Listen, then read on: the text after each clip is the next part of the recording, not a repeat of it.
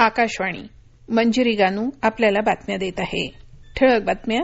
महाराष्ट्राच्या गडचिरोली जिल्ह्यात पोलीस दलाच्या कारवाईत 12 नक्षलवादी ठार.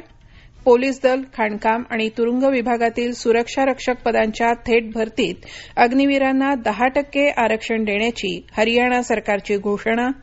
रेल्वे संरक्षण दलानं राबवलेल्या नन्हे फरिश्ते मोहिमेअंतर्गत 7 वर्षात 84,000हून अधिक मुलांची सुटका.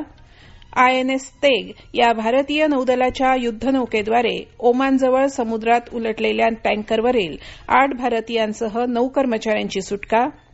बांगलादेशात सरकारी नोकर भरतीतील कोट्यात सुधारणेच्या मागणीसाठी सुरू असलेल्या आंदोलनाला हिंसक वळण, 6 जण ठार. आणि आगामी पॅरिस ऑलिम्पिकसाठी भारताच्या अंतिम तुकडीला क्रीडा मंत्रालयाची मान्यता.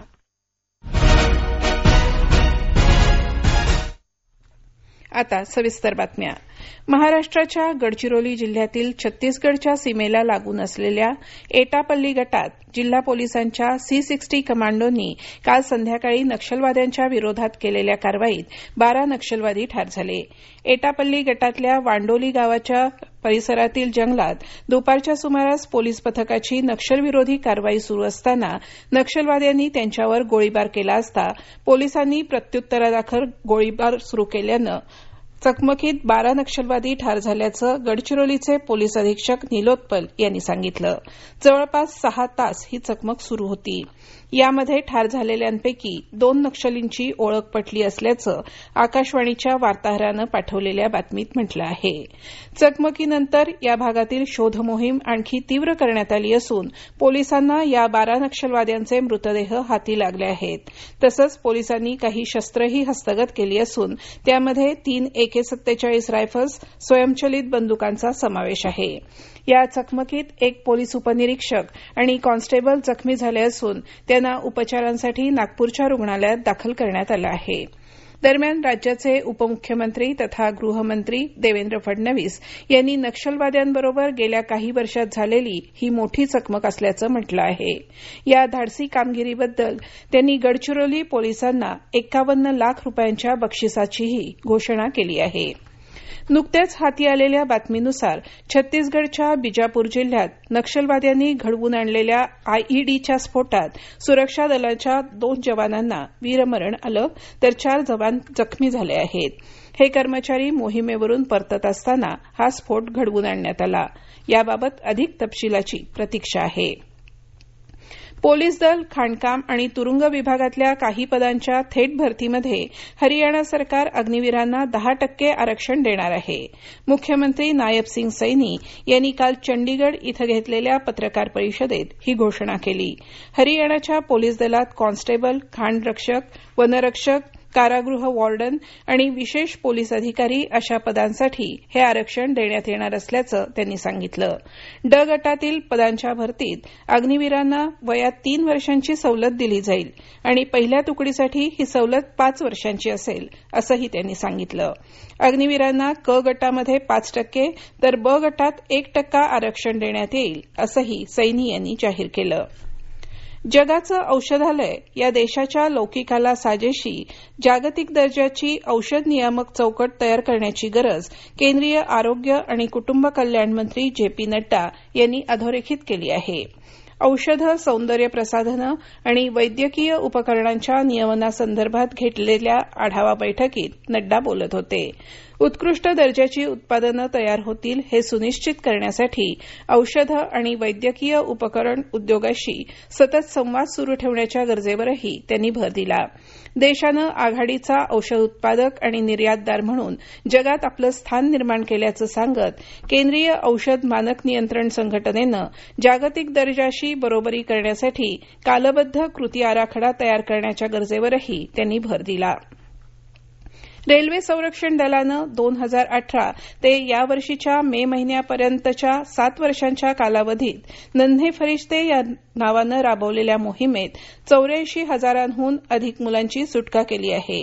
रेल्वेच्या विविध विभागांमध्ये काळजी घेण्याची आणि रक्षणाची गरज असलेल्या मुलांसाठी राबवण्यात आलेल्या या खास मोहिमेअंतर्गत सुटका करण्यात आलेल्या बालकांना जिल्हा बाल कल्याण समितीकडे सोपवण्यात आल्याचं रेल्वे मंत्रालयाकडून सांगण्यात आलं.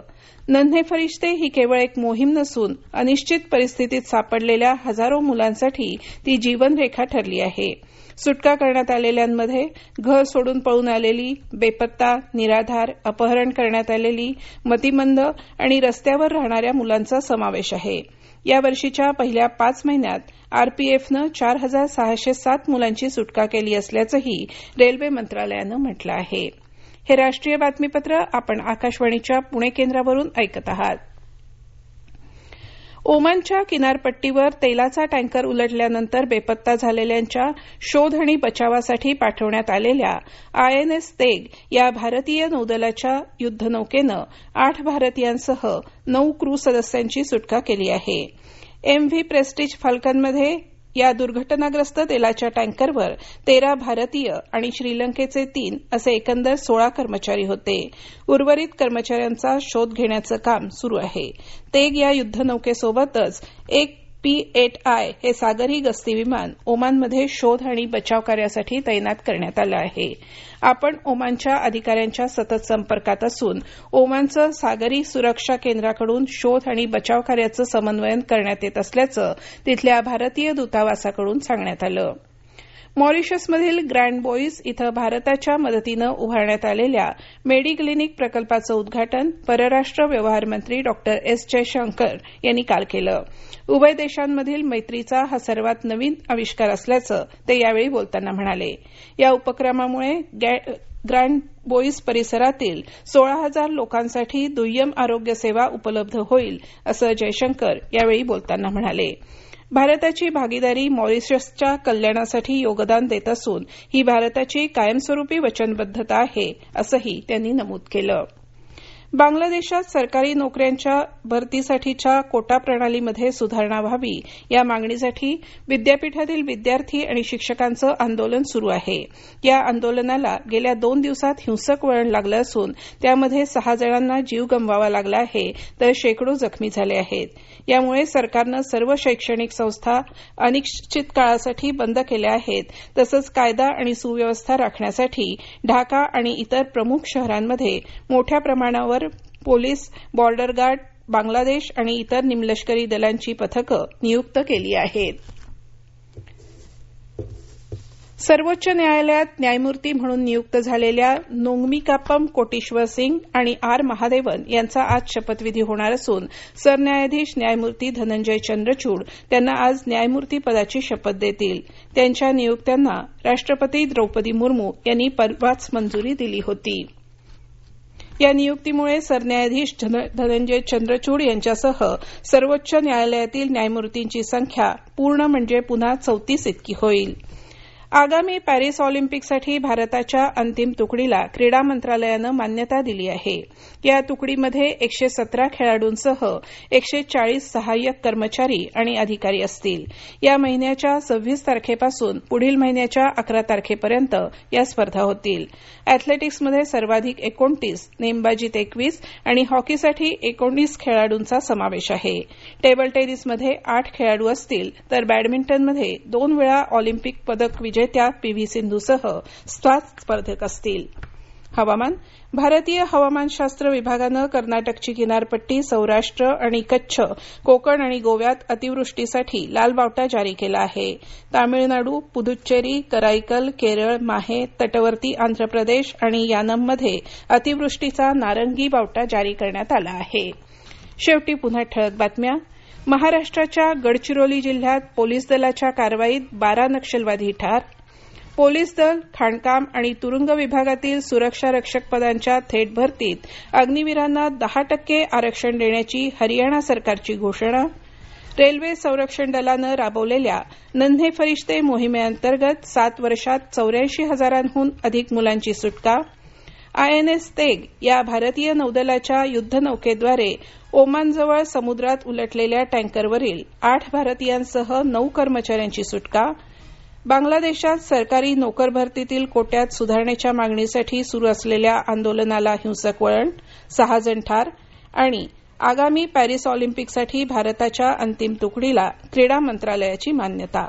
याबरोबरच हे राष्ट्रीय बातमीपत्र संपलं. नमस्कार.